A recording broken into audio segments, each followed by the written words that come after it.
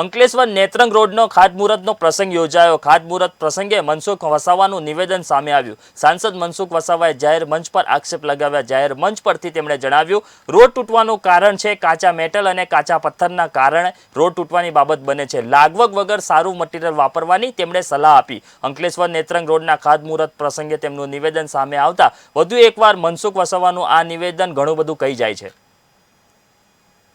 करता कोई आ रोड रस्ता पूरतो नहीं, दरेके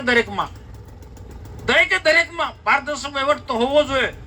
રોડ બને એટલે સરકારનું જે એસ્ટિમેટ એના પ્રમાણે બનવું જોઈએ, એમાં જરા પણ બાંધછોડ નહીં।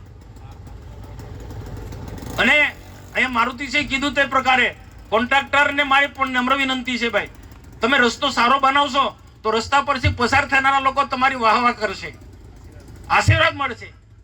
સરસ પ્રકારનો રસ્તો બન્યો છે, દિલથી ખુશી થશે તો કોન્ટ્રાક્ટરને લોકો આશીર્વાદ આપશે ને એન્જિનિયર હોય, જુનિયર એન્જિનિયર ફિલ્ડ પર રહેનારાને વધારે જવાબદારી છે ભાઈ, તેમને પણ કાળજી રાખો ભાઈ, સરકારના એસ્ટિમેટ પ્રમાણે બને છે કે નહીં એ પણ જોવું પડે। અને સાથે સાથે એ પણ કાળજી રાખવી પડશે કોન્ટ્રાક્ટરે હો અને ડેપ્યુટી એન્જિનિયર સાહેબ તમારે હો।